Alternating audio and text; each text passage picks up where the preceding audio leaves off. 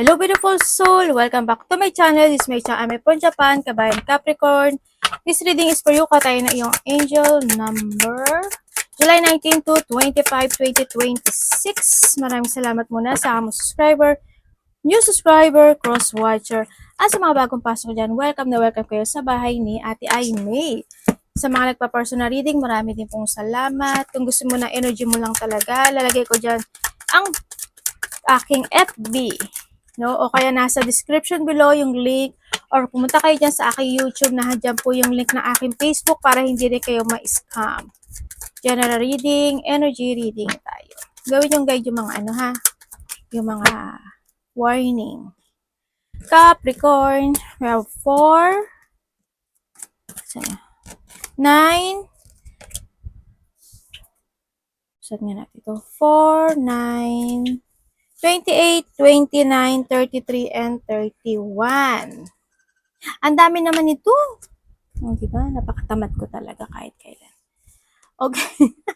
Have the Leo, Sagittarius, Libra, and Cancer. Connected ka sa kanila or magkakaroon ka ng connection sa kanila. Okay. Capricorn. Okay, nandito ka sa sitwasyon mo na may mga ikinasisiya o may mga kasiyahan na situation o ikasisiya na sitwasyon. Ano? Pwede na doon sa mga papuri, pasasalamat o may mga kasiyahan. Maybe you feel love or you feel grateful. Ganyan. Yun na nakikita ko sa iba sa inyo. Or mas more ka nag-focus sa family mo, nag-focus ka sa sarili mo, sa relationship mo. Magkakaroon ka ng connection or communication, quarrel sa isang batang lalaki at sa isang babae. Tarot reader ba kayo? Or maybe is yung iba sa inyo, there's a possibility na you have an ability para sa pagiging tarot reader, baka magkaroon kayo ng awakening, no? Or magkakaroon kayo ng awakening with something. Kung hindi man tarot reader or magkakaroon yung iba sa inyo ng awakening. Pwedeng sa pera, sa love, sa connection, sa paligid. Pwedeng nga doon sa point na yon. Sa iba naman sa inyo is pwede naman na may tao nagpapataro pagdating sa iyo. Okay? It's good naman yung baraha sa nakita ko dito. And then also, there's a luck, growth. Marami ibig sabihin ng luck ha. Halimbawa, swerte nga kayo ngayong buwan na to kasi mas maraming trabaho, di ba? Swerte ngayon, luck kayo kasi is, ibig sabihin, tapos na yung mga babayarin nyo sa utang. Yung mga ganun, basta there's a luck na magaganap or may mga growth na magaganap o mangyari. Also, achievement, abundance. When it comes sa abundance, yun na medyo hindi naiintindihan din ng iba. When it comes sa abundance kasi, is the blessing na you receive. Yung mga quantity, and syempre yung supply na meron ka. You have a talent. Kumakain ka araw-araw. May mga tao na nagmamahal at minamahal ka rin. May trabaho ka. May mga dumarating na pagkakataon na nagkakaroon kayo ng mga overtime. Tumataas yung sahod mo dahil sa overtime. Diba? Yung mga ganon, that also is an abundance. Okay? Kaya wag nyo isipin na wala kayong abundance. Kasi iba parang, sa Cancer na reading ko, is, at alam niyo nagbabasa ako ng comments, as in nagbabasa ako ng comment. Akala niyo hindi ako nagbabasa ako niyan.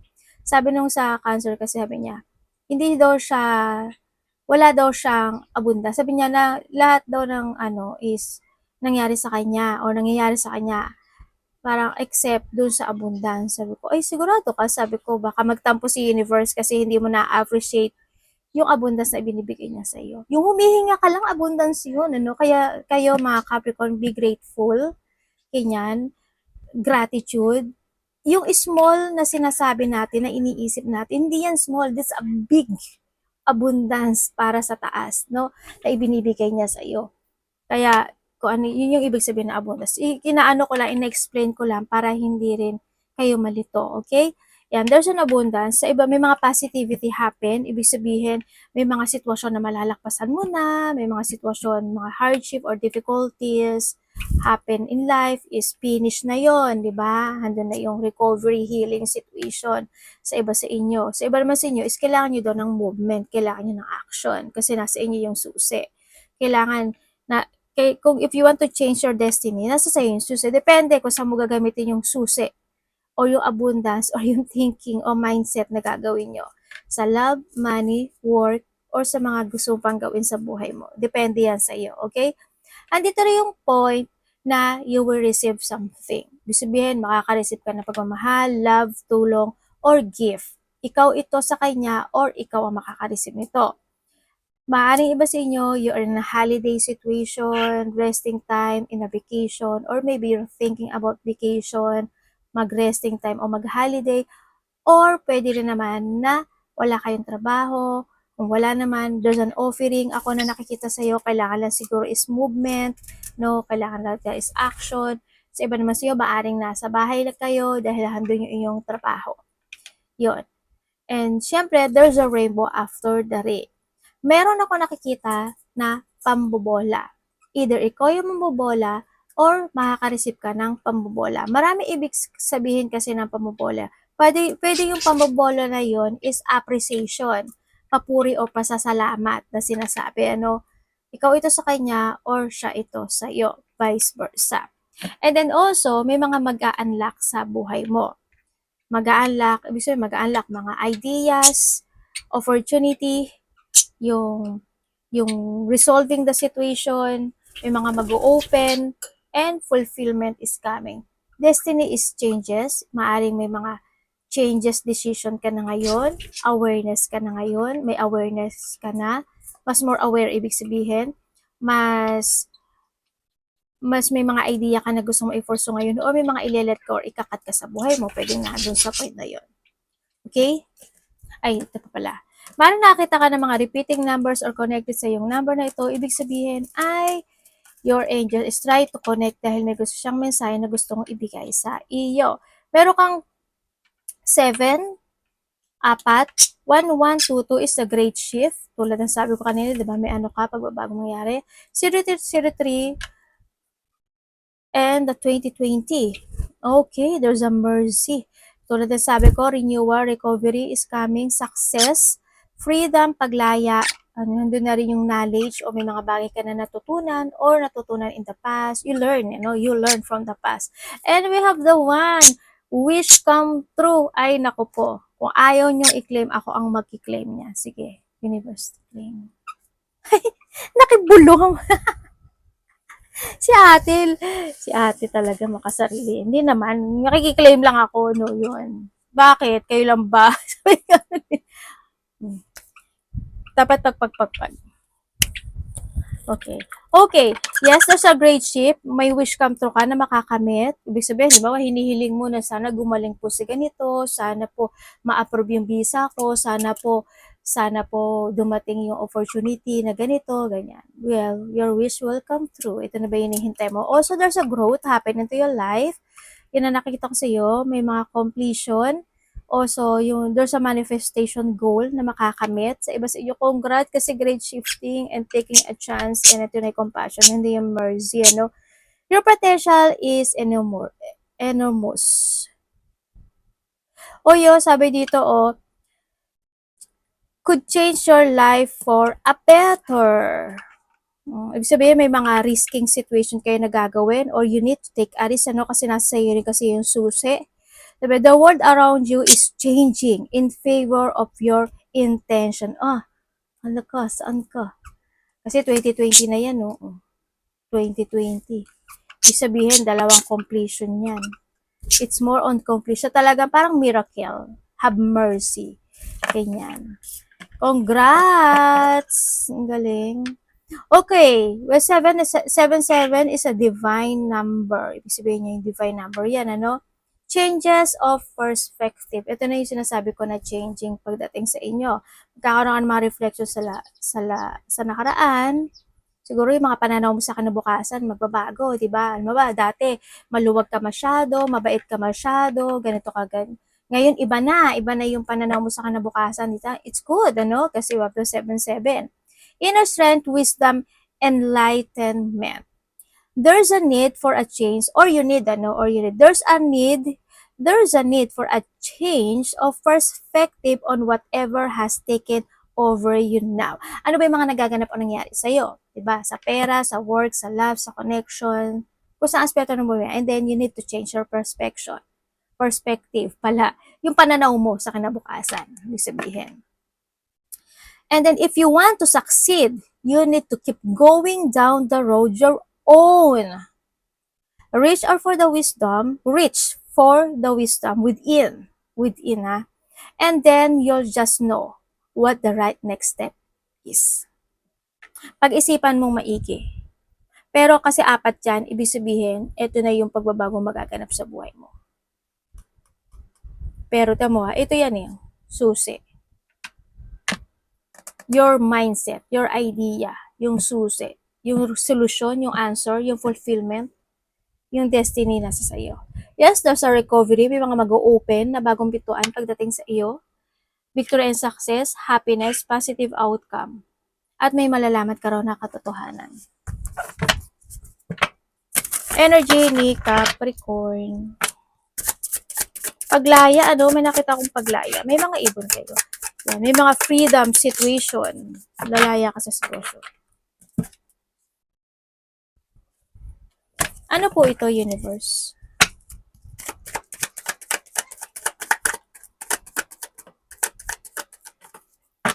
Your energy. We have the 5-5 completion. Okay, when it comes sa iyong energy, may mga bagay ka daw na pinag-iisipan. Ganyan. May mga bagay ka na pinag-iisipan, nagkakaroon ng mga pagpaplano, o may mga bagay na iniisip to plan, or sa iba sa inyo is, when it comes sa iyong energy, is nandun yung point na maaaring mas more kayo magfo-focus sa sarili nyo, magfo-focus kayo sa pera nyo, magfo-focus kayo sa stability mo, ganyan. Yung iba naman sa inyo, you are more on keeping feelings, no? Sa nakikita ko sa'yo dito. Yun. Ang nakikita ko naman energy sa iba, may konting lungkot. O may mga ikalulungkot ka lang. Ikakalungkot, ikaka-worry, ikaka-stress, o ikaka-depression. Either sa pera iyan, sa trabaho, sa mga taong nasa paligid mo, o sa mga tao, o sa tao na makakausap mo. Pwedeng sa trabaho, ganyan. May mga time daw na mananak daw yung ulo mo o yung paa mo. No? O may mga bagay na pagdadaanan na hardship. Ganyan. May mga bigla ang magaganap o mangyayari na pwedeng ika-hardship mo talaga or mararamdaman mo yung hirap ng situation. Yun ang nakikita ko sa iba sa inyo. Sa iba naman sa inyo is may mga sitwasyon daw na parang hanggang ngayon, siguro may biglaang nangyari o hindi naganap nangyari or hindi man biglaan yan. Merong daw sitwasyon na hanggang ngayon hindi mo kayang ma-accept yun. Parang hindi mo matanggap-tanggap, kumbaga, nandun sa point na yun. May ganong sitwasyon. Parating kay Capricorn. May rin, ba't ka nalulungkot? May lungkot eh. Or pwede may pinagdadaanan ka lang talaga na hardship this time. Parating kay Capricorn.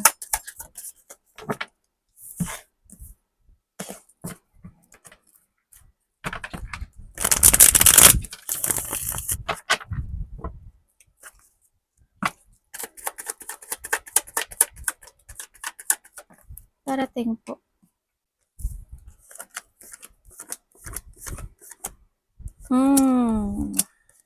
Okay. May unfinished business ka. Okay, parating sa iyo. There's an offering. Ako na nakikita sa'yo, no? May offer, ako na nakikita sa'yo. Pero parang, alam mo yung point na parang hindi mo alam kung i-receive mo siya or hindi. Or maybe may hinihintay ka na ninanais noon pa na hanggang ngayon is hindi pa nangyayari yon or hindi pa still waiting ka pa rin doon sa sitwasyon. Yung iba ganon. Parating din sa iyo, yung nakikita ko sa iyo dito, may tao kasi magiging cold. Either ikaw sa kanya or siya ito sa iyo. May taong cold.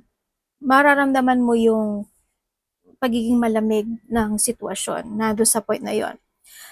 Parating din sa iyo, hindi to kasi sitwasyon mo na may mga bahay ka daw na sisiya sa atin.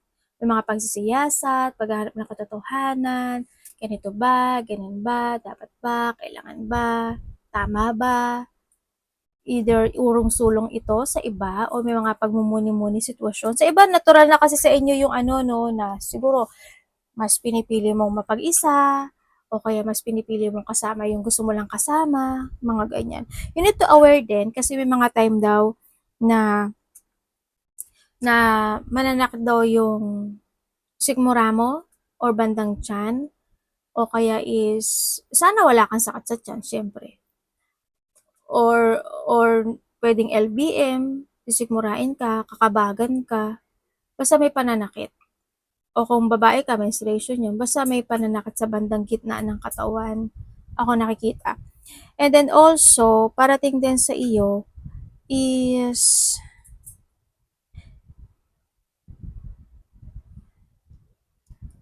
magkakaroon ka daw ng dissatisfaction eh. Sa iba sa inyo eh.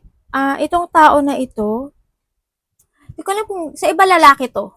As in lalaki. Sa iba ha, sa iba lalaki siya. Pwedeng kasama mo sa trabaho, karelasyon mo, or taong kokonek sa iyo. Pero sa iba, syempre, wala naman talagang ano dito. Yung nakita ko lang is lalaki. Ganon. Or pwede naman siya yung may stress sa'yo or ikaw yung may stress sa kanya. Halimbawa, babae siya. Magkakaroon ka ng magkakaroon siya ng dissatisfaction sa'yo. Basta vice versa.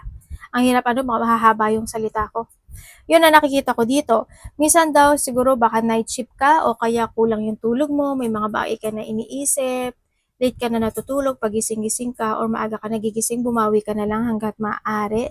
Sa nakikita ko sa'yo dito, may babae eh. May babae na at least yung pag-uusap mo no, sa kanya, sa babae na to. Hindi ko alam kung ano yung babae to, gusto mo ba siyang tulungan, o itong yung babae na to makakatulong sa'yo, vice versa. Or hihingi ka sa kanya ng tulong. Basta ganun, may babae ako nakikita dito. Andun din yung point na naghahanap ka ng clarity, may mga bagay ka na gusto mong i-correct or itama, or may mga bagay kang gusto mong desisyonan this time. Pero hindi mo alam paano, ano, mga ganun. Andun yung point na makakaramdam ka ng pagka-boring, baka sa reading ni ate, o kaya na there's a feeling stuck situation, magkakaroon ka ng mga self-questioning sa sarili mo, o kaya iba sa inyo is naghihintay kayo ng sign. Yun ang nakikita ko. Pero may offer sa'yo dito. Pero bakit medyo stressful ka? May union magkakaroon daw ng union or pagkikita or pag-mimit uli. Family member? Pwedeng mas dadami o mas mahaba yung meeting nyo ngayon. Di ba yung pagsasama nyo ngayon? Di ba yung mga ganun sitwasyon? Anak, baba ka muna. Dapat iwasan ni Capricorn. Bumaliktad ba? Bumaliktad nga ate. Dapat pong iwasan ni Capricorn.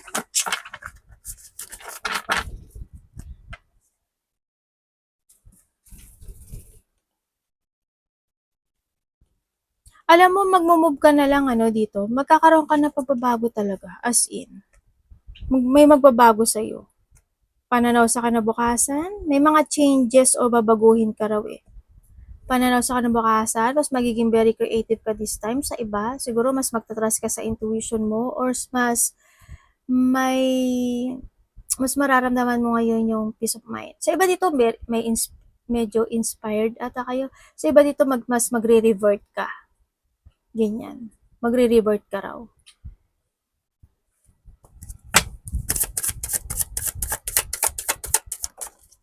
Halimbawa, sa sarili mo, magre-revert ka. Babaguhin mo yung sarili mo. Babaguhin mo yung aspeto ng buhay mo. Yung pananaw mo. Ganyan. Dapat iwasan.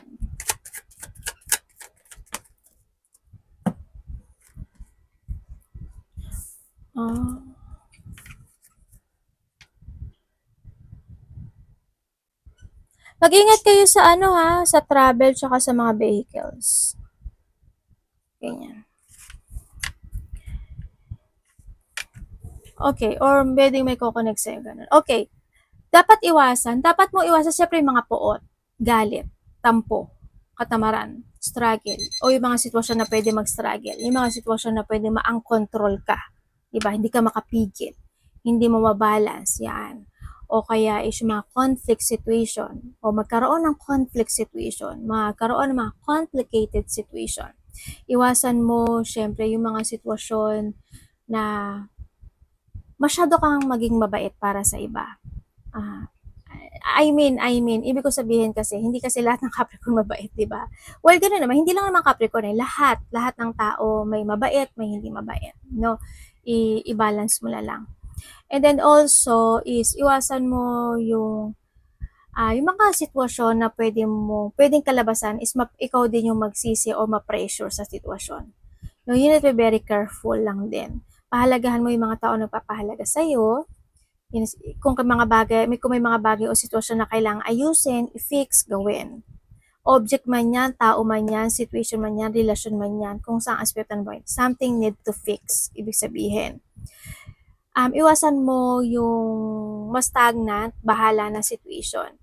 Huwag kang matakot for a change, di ba? Kung may mga bagay na need to let go, need to withdraw, need to something, to change, why not, di ba? You need to try. No, may mga iwasan mo rin na yung mga taong dishonest. Kung ikaw dishonest ka, iwasan mo 'yon. Kung may mga bagay na dapat itama, i-correct. Pareho lang naman, in English ko lang.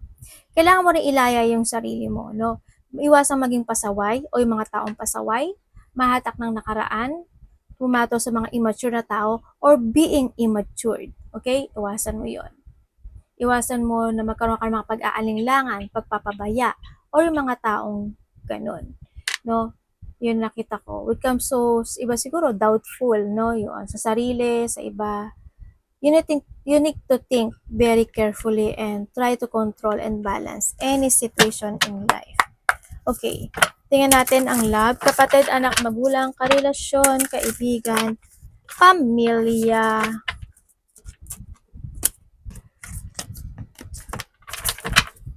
Capricorn.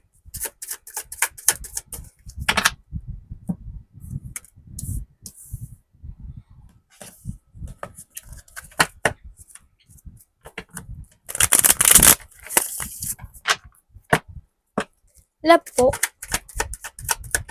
Ano yan?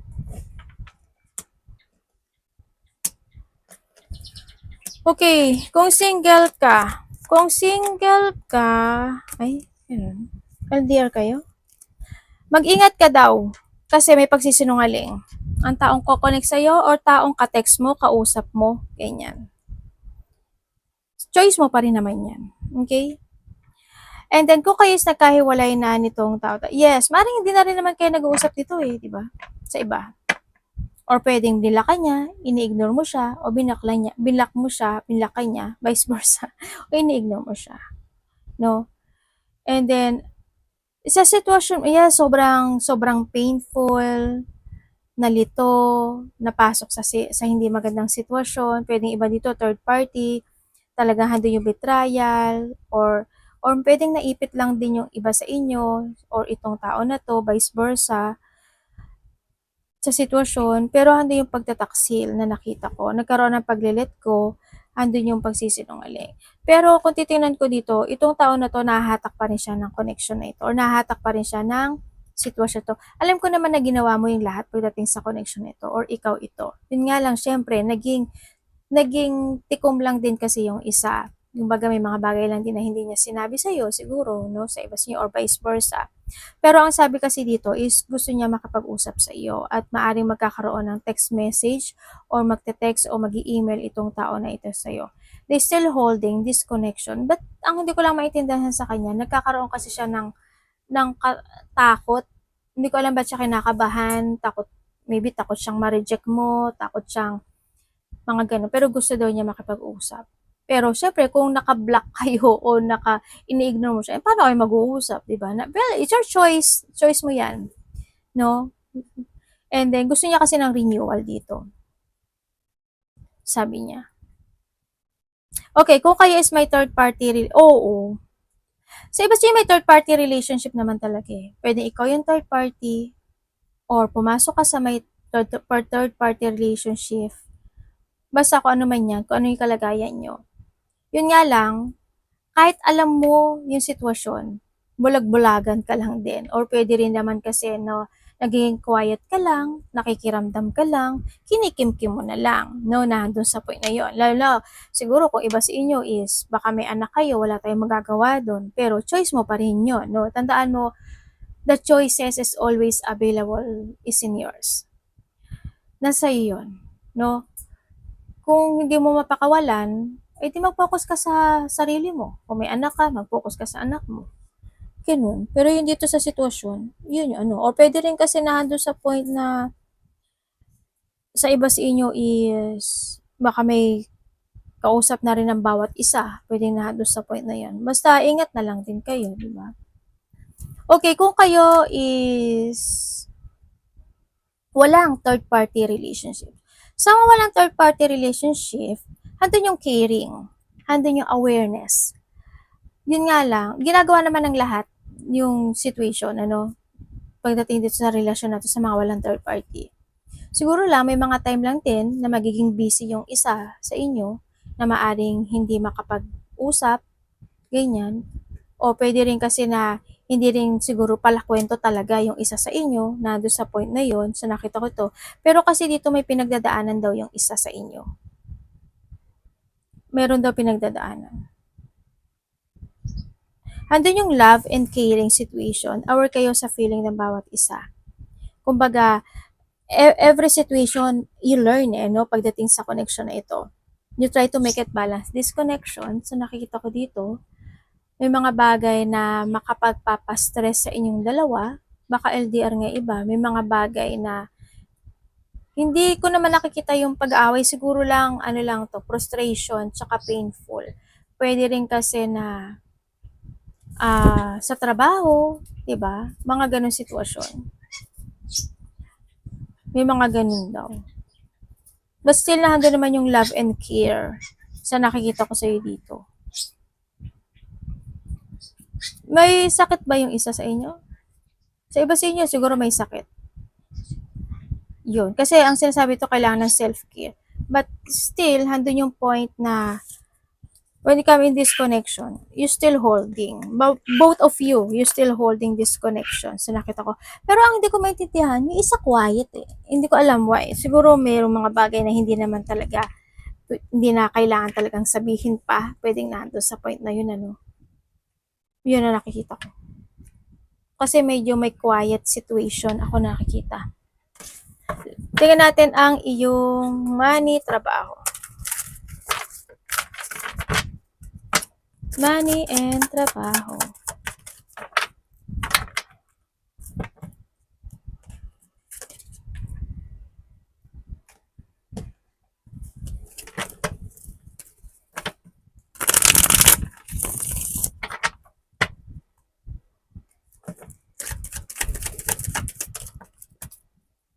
Anak, alis dyan.